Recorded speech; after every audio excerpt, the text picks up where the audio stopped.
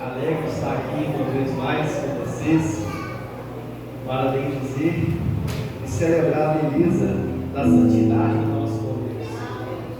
A palavra de Deus nos informa que bom para conosco é nos aproximar diante de Deus, porque nele está a nossa confiança, para que possamos anunciar suas obras de santidade e de justiça nessa noite. Que o Senhor continue abençoando essa igreja de uma forma especial. Eu externo a minha gratidão ao nosso pastor Jonas. Não sei qual o motivo da sua ausência, mas eu sei que pode ser por algo justo. Deus abençoe o nosso pastor Eliseu também, juntamente com a sua esposa, nosso diácono William, e que Deus estenda a sua gratidão e graça sobre todo o corpo diaconal aqui dessa igreja, nosso tecladista aqui, nosso amado irmão. E sendo assim, o Senhor abençoe essa adolescência maravilhosa. A palavra para vocês é que o Senhor continue fazendo vocês crescer como uma planta bem desenvolvida, cujas águas nunca faltam, pelo Espírito Santo que nos rege. Deus abençoe. Por gentileza, vamos falar do assunto nessa noite. 1 Coríntios, capítulo 6, versículo 19 e 20. Vou precisar muito da sua atenção. Quem bebeu água agora bebe lá. Quem já foi no banheiro, agora nós vamos prestar atenção na palavra, amém? Amém. Aleluia. 1 Coríntios, capítulo 6, verso de número 19 e 20. Aleluia. Quem achou, diga amém. Vamos iniciar a leitura do nosso bom Deus. O verso 19 inicia assim: ou não sabeis que o nosso corpo é o templo do que habita em proveniente de Deus, e que não sois de vós mesmo. Verso 20: porque fostes comprados por um bom preço. Glorificai, pois, a Deus no vosso corpo, no vosso espírito, o qual agora pertence a Deus. O qual agora pertence a Deus. Pode tomar seu assento em nome de Jesus. Irmãos, pré e adolescente aqui nessa noite, eu confesso que é um tema, ele é muito crucial, ele é muito propício para o entendimento, independente da faixa etária de idade.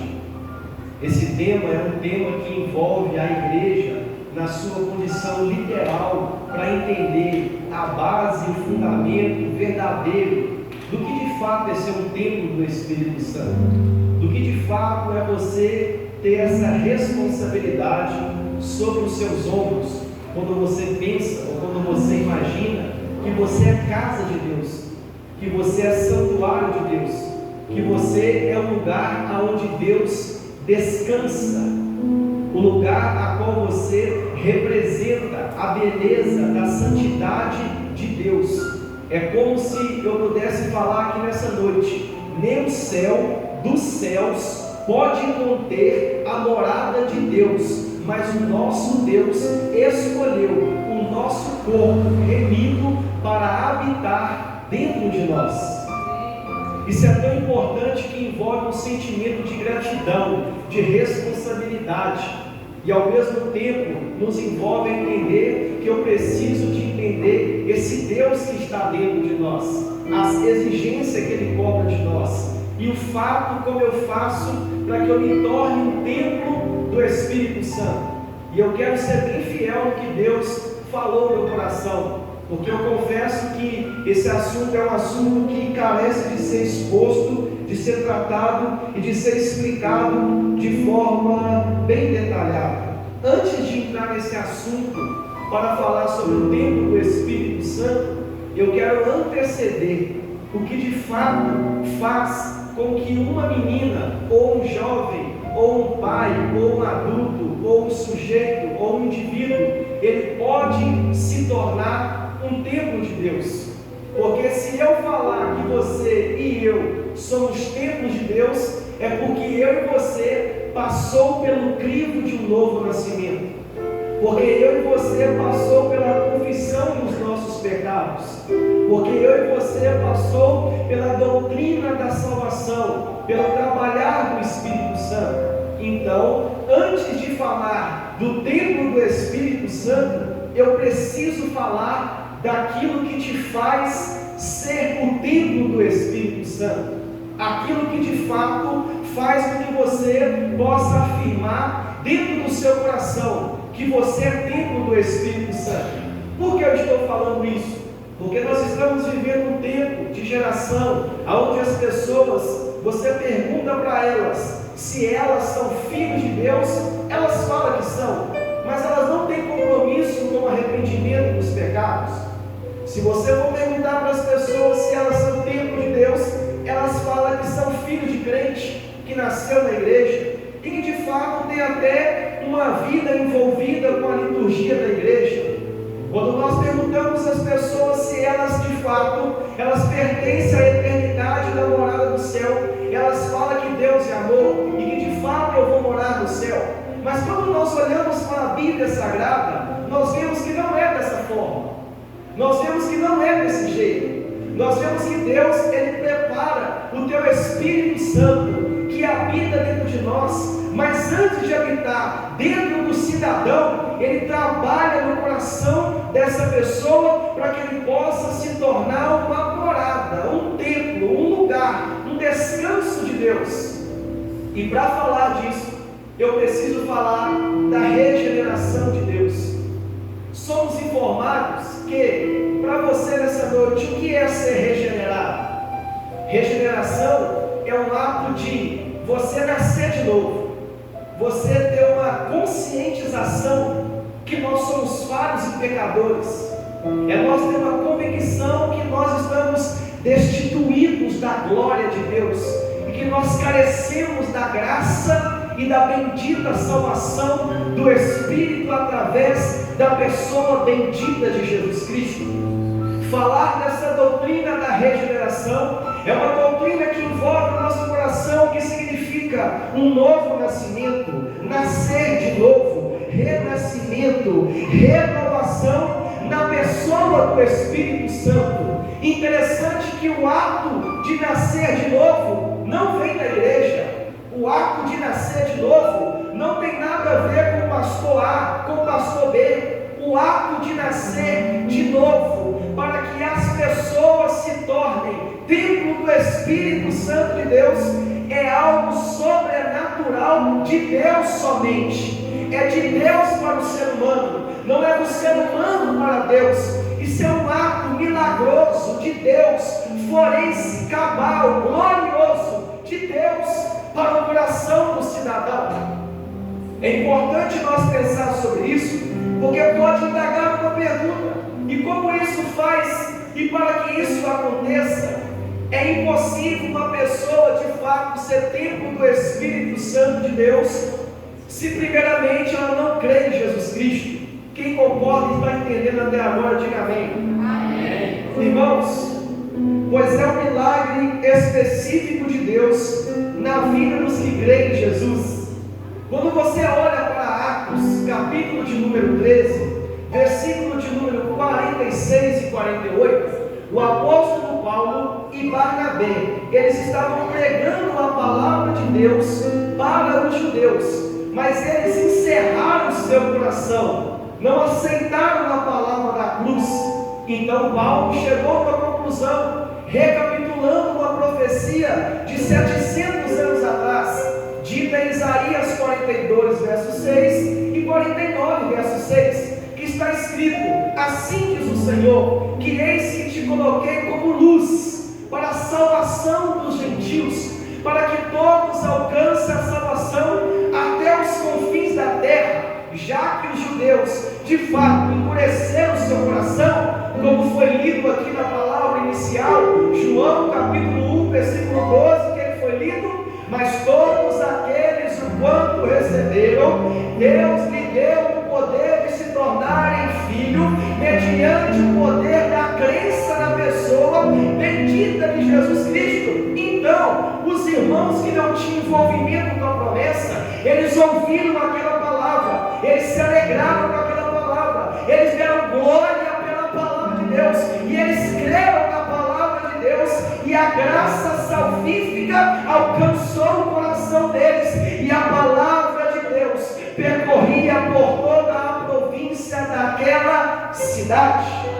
O que eu quero dizer com vocês nessa noite é que Deus tem a sua soberania para trabalhar no coração do mais vil pecador. Mas quando Deus levanta um pregador nessa terra, um mestre pregador nessa terra, para falar da cruz de Jesus, para chamar para o arrependimento, para se tornar um templo do Espírito Santo, essa pessoa tem que ter uma crença e um coração aberto com a sua responsabilidade de aceitar a palavra de Deus.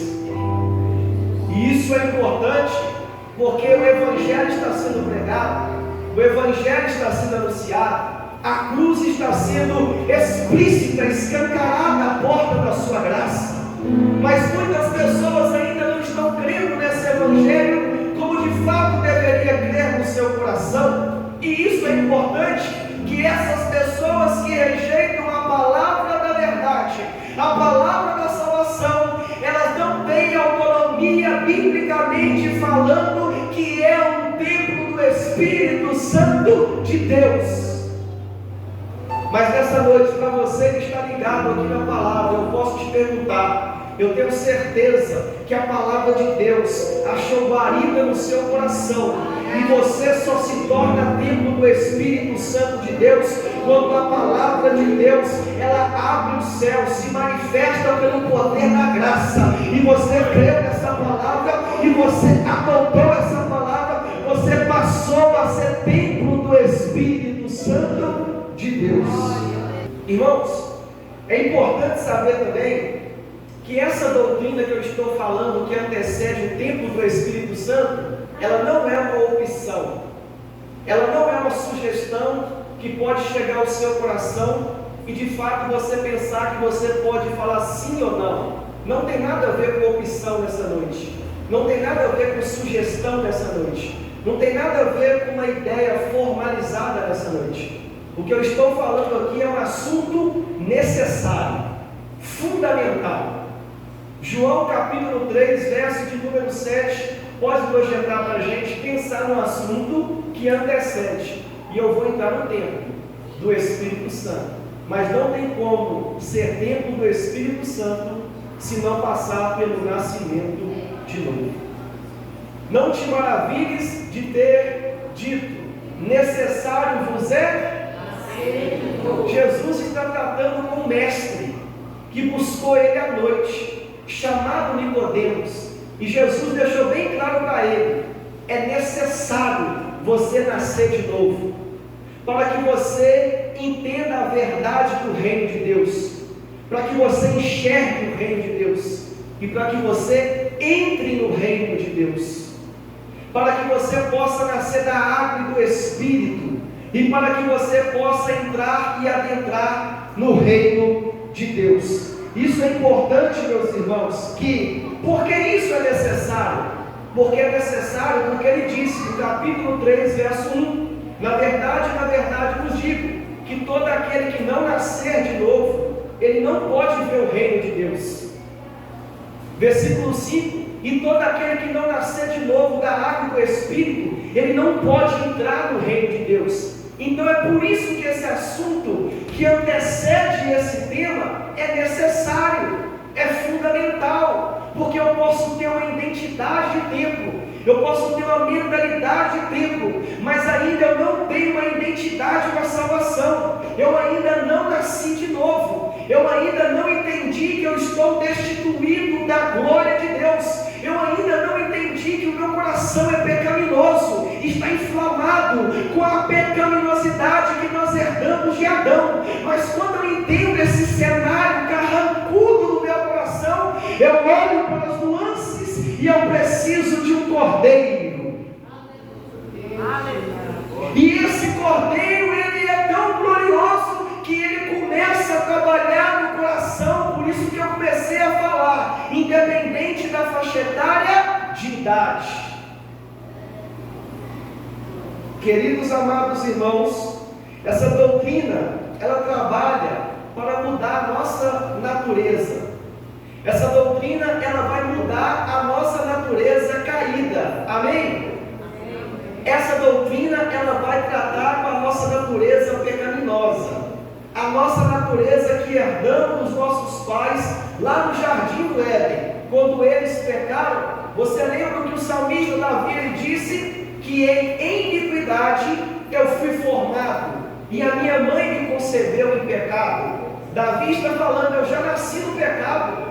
Tem alguém que disse que eu não estava no Éden, mas eu herdei a culpa. Mas também eu não estava na cruz, mas eu também herdei a graça que estava sobre lá. Então eu nasci em pecado, eu nasci nessa natureza, eu nasci precisando de um cordeiro, eu nasci precisando entender uma realidade de confissão, de identidade, que eu preciso me entregar e confessar, para que eu possa estar familiarizado na pessoa da graça do Filho de Deus, que foi enviado para a remissão dos nossos pecados.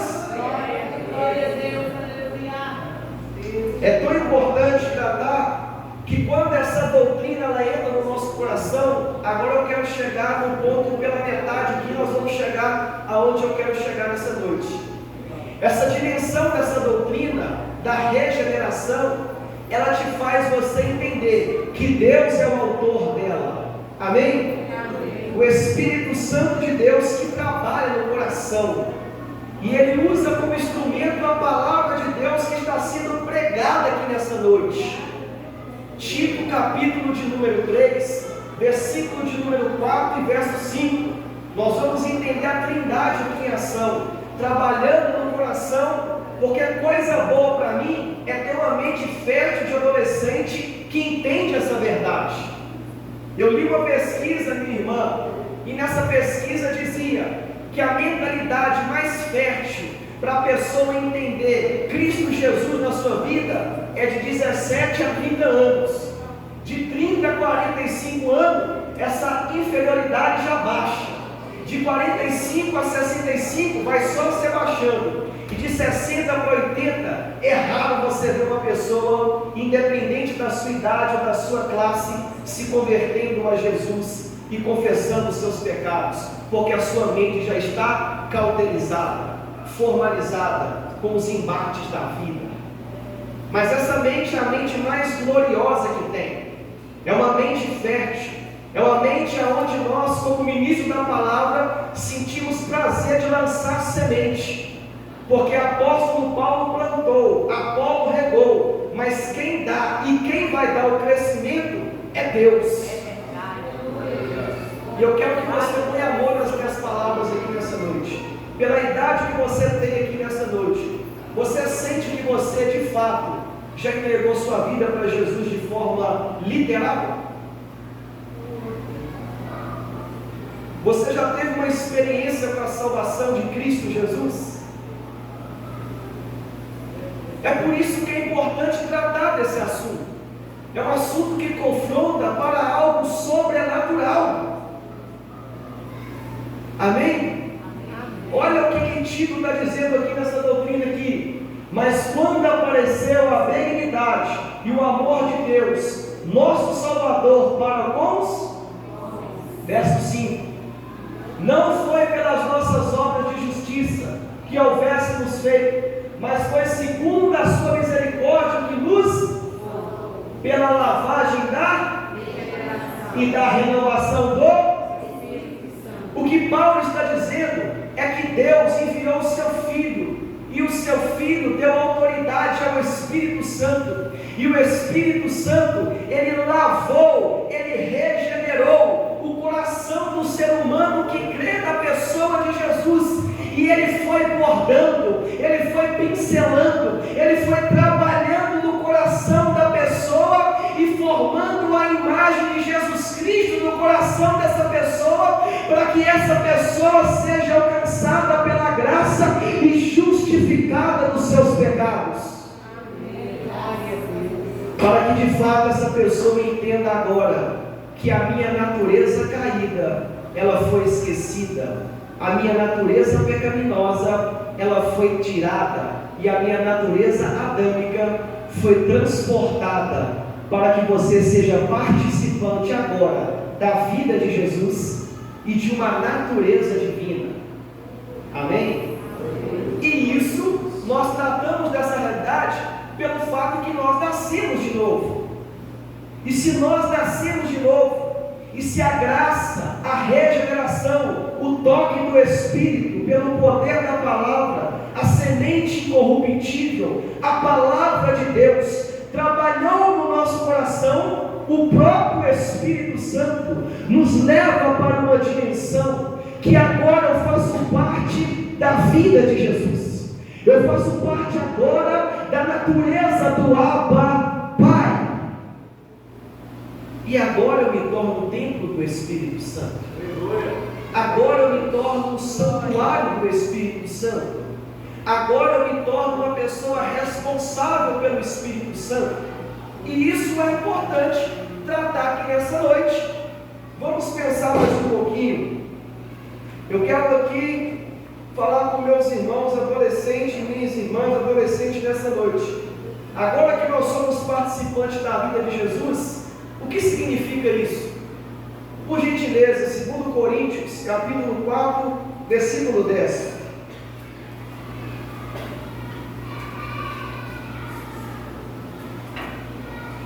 Vamos ler junto, amém? 1, 2. Trazendo sempre por toda parte a mortificação do Senhor Jesus no corpo, para que a vida de Jesus se manifeste também no nosso corpo. Paulo foi bem claro aqui o objetivo. Ele olhou para essa igreja e doutrinou essa igreja falando: irmãos, vocês agora estão em Cristo, vocês agora são templo do Espírito, vocês agora são morada de Deus, vocês agora precisam olhar para o Cordeiro de Deus e trazer todo o exemplo dele para a sua vida.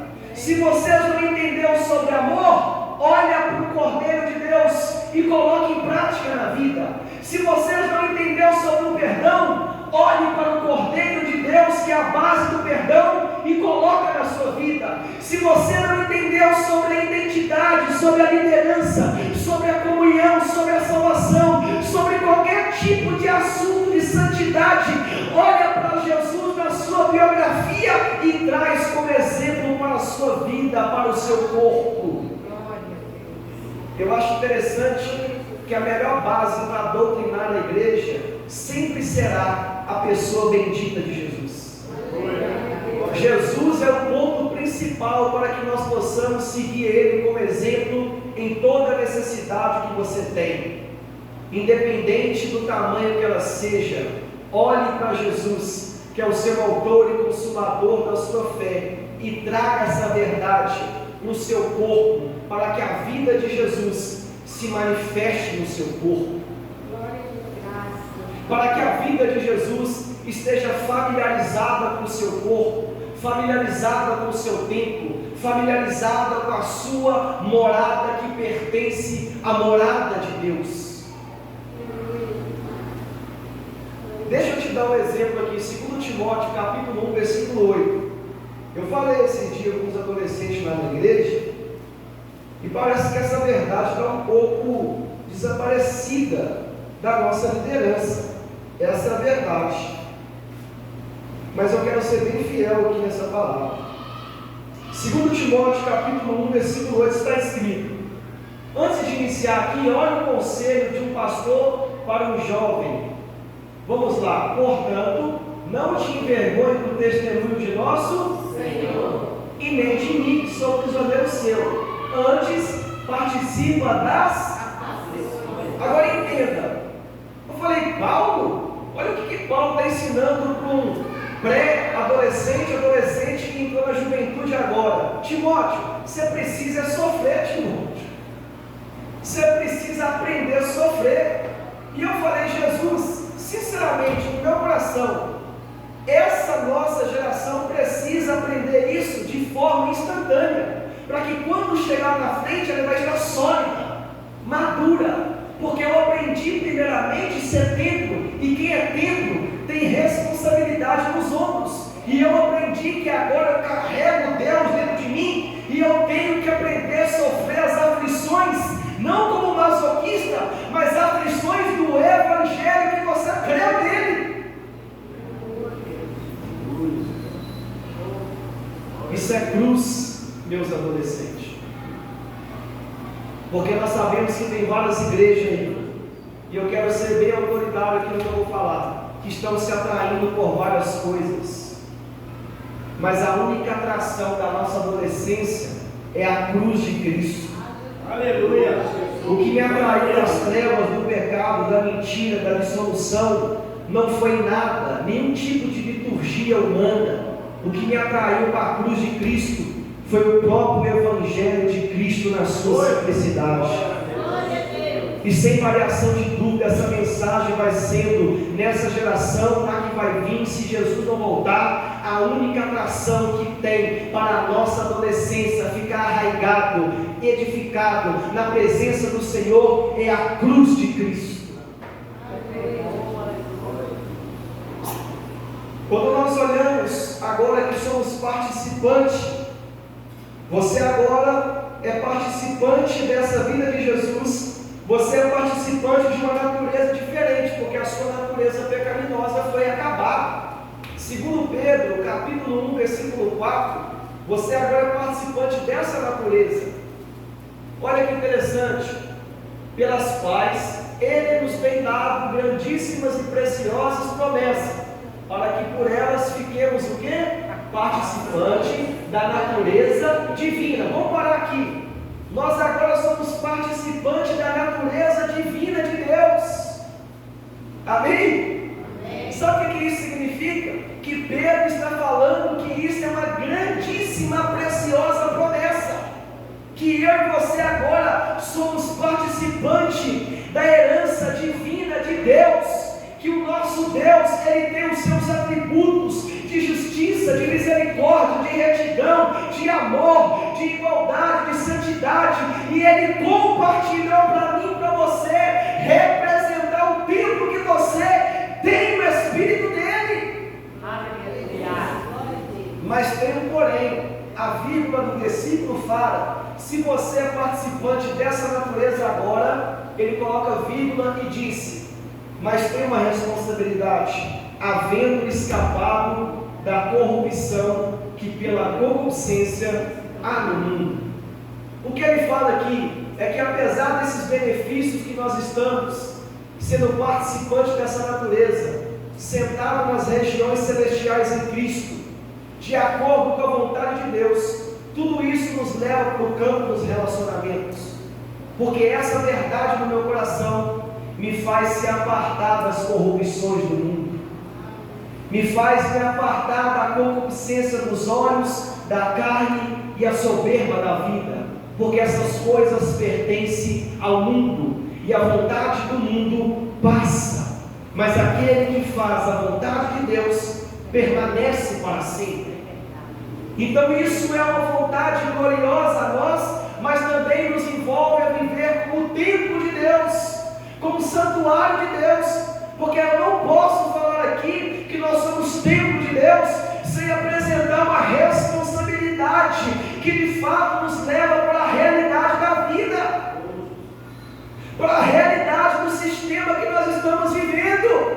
Na escola você é templo, você tem que mostrar que você é templo. Na escola onde você está congregando, você faz um culto, você participa de oração, você está no Uber, você está com a sua mãe, você está com seus vizinhos, você de fato precisa representar que você é o templo de Deus. Amém? Por gentileza, Efésios capítulo 2, versículo 2. E eu quero falar aqui, se você agora é templo de Deus, saiba que agora você teve uma mudança de senhores. Olha o que está escrito lá, em que no outro tempo andava no segundo curso deste mundo, segundo o príncipe das potestades do ar, do espírito que agora opera nos filhos da... Verso 3: entre os quais todos nós também antes andávamos nos desejos da nossa carne, fazendo a vontade da carne e dos pensamentos, e éramos por natureza filhos da ira, como os outros também. O que Paulo está dizendo aqui é que eles estavam mortos em delitos e pecados, e o início da mensagem foi tratando desse cenário pecaminoso, mas nós confessamos os nossos pecados, nós estamos em Jesus. Então essa natureza, ela foi descartada, para que nós possamos agora ter uma mudança de senhores, porque nós servimos a um Senhor mau, maligno. Ele regia, ele rege o mundo, é os principados, os potestades, toda obra maligna, mas agora nós somos transportados para servir um só Senhor, que é Colossenses capítulo 1, versículo 13. Porque o império das trevas, que ele vai dizer, olha que interessante, o qual ele nos tirou da potestade das trevas e nos transportou para onde? Então houve uma mudança de senhores. Nós éramos participantes, nós éramos regidos por marionete. Ele mandava por obediência da carne, dos pensamentos, e o motivo crucial era delírios, era pecado, era desobediência, era a ira de Deus que estava sobre a nossa cabeça. Mas a graça e o amor e a misericórdia de Deus, ela nos vivificou juntamente e nos concedeu a graça e nos pôs assentado nas regiões celestiais e nos tirou do império das trevas e nos transportou para servir o Senhor, Rei dos reis e Senhor dos senhores. Aleluia! Houve uma mudança de senhores, mas eu quero dizer para você que agora você com o tempo, meus queridos adolescentes, houve também uma mudança de serviços. Amém? Romanos capítulo 6, versículo de número 19. Olha aí que Paulo está falando sobre essa importância de sermos templo do Espírito e agora somos transportados para uma mudança de atividade que tributa a glória a Deus. Falo como homem, pela fraqueza da nossa carne, pois que, assim como outrora nós apresentávamos os nossos membros para servir o quê? A imundícia, a maldade, para a maldade, assim apresentai agora os vossos membros para servir a justiça, para a santificação. Então houve uma mudança de serviços e de atividade, porque nós agora somos templo do...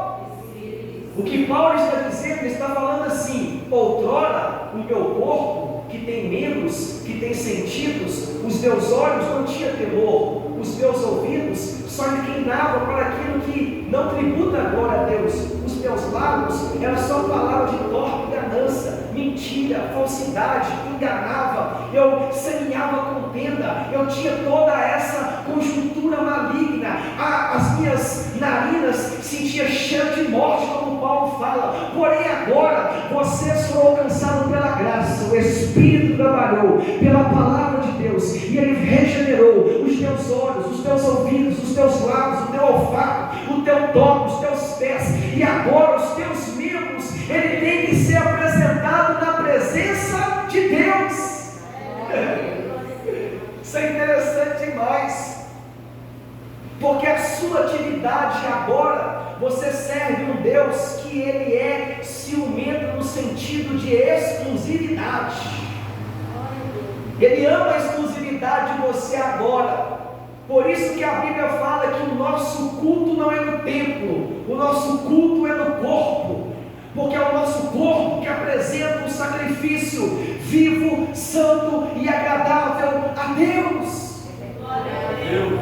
A leitura que foi lida inicial está escrito: ou não sabeis vós que o vosso corpo é templo do Espírito, que o Espírito habita em nós, proveniente de Deus, e isso não é de nós, porque nós fomos comprados por um bom preço, e esse preço que comprou o nosso corpo não foi ouro, não foi prata, não foi as tradições dos nossos pais, foi o precioso sangue de Jesus, incontaminado, o sangue precioso de Cristo, que nos resgatou da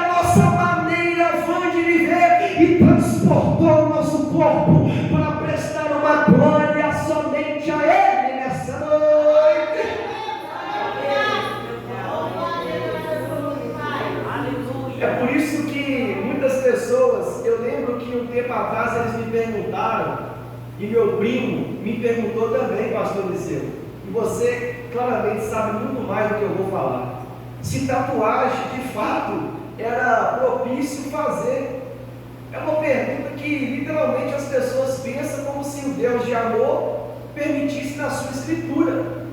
Mas é tão importante, é simples o impedimento. Se o nosso corpo foi comprado por algo precioso, que é o sangue do Filho de Deus, e se esse corpo pertence ao Pai Deus Todo-Poderoso, eu falei com ele, então me mostra um versículo agora que dá engajamento para a tatuagem. Não tem, porque o seu corpo não pertence a você, é você e seu pecado para lá, mas o seu corpo pertence a Deus, o seu espírito pertence a Deus, e você vai ter que tributar glória a Deus com o seu corpo, porque o seu corpo é morada de Deus. Aleluia, glória a Deus. E acabou que ele fez a tatuagem, mas literalmente chegou lá escondendo a tatuagem.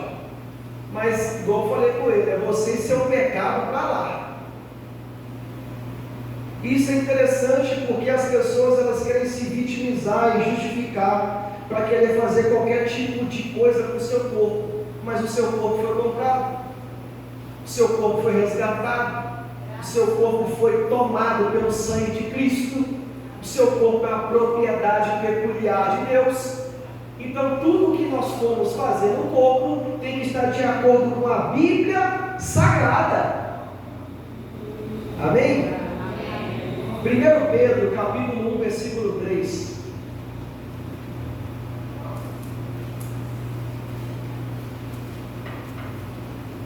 Aleluia. Bendito seja o Deus e Pai de nosso Senhor Jesus Cristo, que segundo a sua grande nos gerou de novo para uma viva esperança pela ressurreição de Jesus Cristo dentre os mortos. Isso é muito importante, que agora você que é templo do Espírito Santo e foi transportado para viver de acordo com a natureza divina de Deus, você foi gerado de novo para viver uma viva esperança. Amém? Eu acho interessante que a Bíblia é muito enfática. Por que ele fala viva esperança? Porque outrora a nossa esperança era morta. Nós não tínhamos esperança. A nossa esperança era duvidosa, abria margem para várias outras coisas. Mas agora a esperança que está sobre você como templo de Deus, independente se pode passar a geração que for, ela sempre vai ser fiel na sua essência, porque quem prometeu essa viva esperança foi Deus ao seu favor. E essa viva esperança, eu quero tratar com vocês aqui. Qual é essa esperança? Versículo 4, olha que interessante. Para uma herança incorruptível, incontaminável, e que não se pode murchar, e que está guardada lá no céu, para mim e para você. Amém. Essa é a nossa esperança, que o nosso Deus gerou em nós, pelo Espírito, pela palavra, mudando a nossa natureza, nos tirando dessas esperanças mentirosas, dessas correntes filosóficas que nos levam para a confusão. Ele nos deu uma esperança viva, ativa, operosa, e essa esperança é uma pessoa, e essa esperança é Jesus, e essa esperança que está sobre mim e sobre você, como templo do Espírito, ela é incorruptível, ela é incontaminável, ela não pode murchar, porque ela está guardadinha lá na glória para todos aqueles que nele creem. Agora olha o verso 5, por gentileza, minha irmã. Que mediante a fé estais guardados do poder de Deus para a salvação, já prestes para se revelar nos últimos tempos. O que Pedro está dizendo é isso aqui, em outras palavras: apesar da viva esperança que está guardada lá no céu, e ainda Jesus não voltou para buscar os adolescentes, nós temos uma vida a viver. Mas pode descansar que nesse intervalo de tempo vocês estão guardados no poder. Vocês estão guardados na onde? guardados no poder de Deus. Agora João 10, verso 28, por gentileza. Se nós estamos guardados no poder de Deus, até que Jesus volte, Ele diz para mim e para você que nessa noite que é templo do Espírito Santo. E eis que lhe dou a vida, e vocês não vão, e ninguém as arrebatará da minha, porque nós estamos na mão do Todo-Poderoso. Vira de ser esse adolescente bonito aí e fala assim: você está no poder de Deus.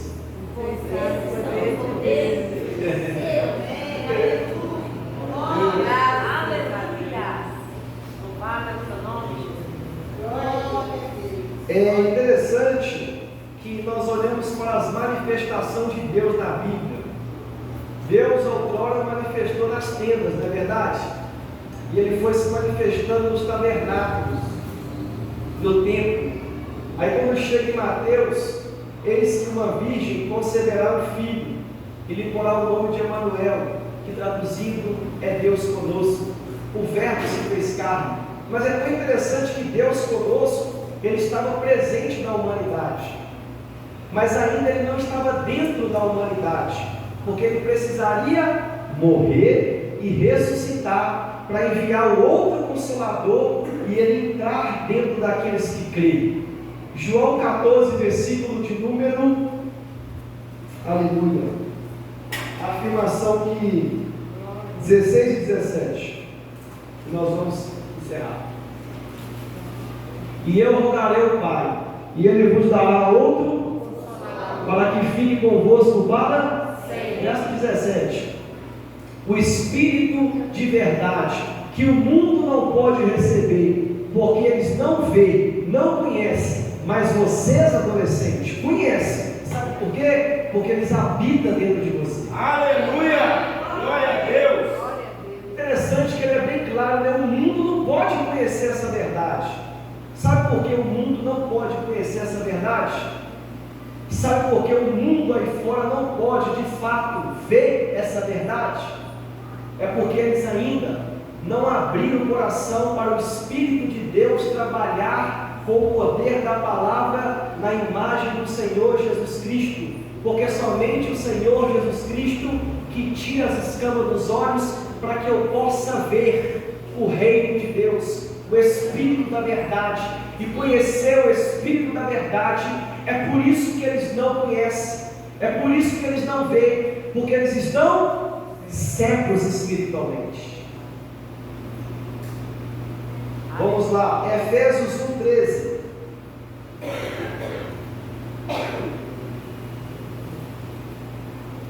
Em quem também vós estáis, depois que ouviu a palavra, o evangelho da vossa salvação, e tendo nele também, foste selado com o Espírito Santo da promessa. Aleluia! Glória a Deus! Sabe o que eu aprendi aqui com essa palavra? É que em quem vós estáis? Jesus. Qual que é o tema da pregação? Salvação. Eu criei na palavra da salvação. Eu fui selado com o Espírito Santo. É porque hoje nós vemos uma classe de pessoas que muito tempo eu fiquei sem entender, dizendo para mim que para me ser batizado com o Espírito Santo, eu deveria pular, eu deveria gritar, eu deveria fazer outras inúmeras coisas. Mas quando eu comecei a ter curiosidade na Bíblia, o Espírito Santo fitou os meus olhos e disse assim: em quem você está? No meu Filho, Jesus Cristo. Qual que é o tema da pregação que você crê? Salvação. E você creu nessa palavra? Sim. Foste selado com o meu Espírito Santo. E nessa noite, em quem vós estáis? E qual que é o tema da palavra que está sendo pregada aqui? E vocês creem nessa palavra? Amém. Foste selados com o Espírito Santo de Deus na verdade. Essa palavra aqui é quando você vê um cavalo aí fora e eles marcam o cavalo. E é literalmente, não estou falando que nós é cavalo não, viu gente? É que literalmente dá essa ideia que nós somos selados com o Espírito Santo. E quando o Abba olha lá no céu, ele conhece os que são seus. e os que são seus se apartam da iniquidade. Então agora, nós temos esse Espírito dentro de nós, estamos selados com o Espírito Santo, mas qual lugar que o Espírito Santo habita dentro de você? Gálatas capítulo 4, versículo 6. Olha que interessante. E porque sois? Está vendo como é que a Bíblia é muito clara? Não precisa nem ficar explicando. Tem que ser filho para receber quem? O Espírito Santo. E quando Deus envia o Espírito, qual que é a localização? O nosso coração. Faz assim, ó, seu coração. O Espírito Santo está aí. A Bíblia está falando. E agora você pode clamar: Abba, Pai. Paizinho. Intimidade com o seu Pai. Ele está no seu coração. Amém? Amém. Agora entenda uma coisa. Deus nos deu o Espírito, selou o Espírito, colocou o Espírito no seu coração. Você é templo do Espírito Santo. Aí quando o Espírito Santo chegou no seu coração, ele trouxe um presente. Você pergunta qual? Romanos capítulo 5, versículo 5. Olha que legal. Olha o presente que ele trouxe para o seu coração, adolescente. Romanos 5, verso 5. E a esperança não traz? Porquanto o amor de quem? Deus está derramado em nosso coração. Quem trouxe de presente? O Espírito Santo. Amém? Isso é fantástico, irmãos. O amor de Deus foi derramado no seu coração pela preciosidade do presente do Espírito Santo de Deus que chegou no seu coração. Ele chegou e copiou, derramou. Foi quando cai uma chuva bem forte, ele copiou o amor de Deus no seu coração. Para se cumprir Efésios capítulo 3, verso 19. Olha que interessante. E agora que o amor de Deus está no seu coração, você tem autoridade para conhecer o amor de Cristo. Você tem autoridade para conhecer o amor de Cristo, que excede todo, para que sejamos de toda a plenitude. Oh, glória a Deus! Aleluia! Ele colocou esse amor com um propósito, para que eu possa entender que eu tenho que conhecer o amor de Cristo, que excede todo entendimento. E o amor de Cristo, ele tem 4 dimensões insondáveis na cruz. Ele excede todo entendimento na sua altura. Oh glória! Ele excede todo entendimento no seu largura. Oh glória! Ele excede todo entendimento no seu comprimento. Oh glória! Ele excede todo entendimento na sua profundidade. Oh glória! E para que nós sejamos cheios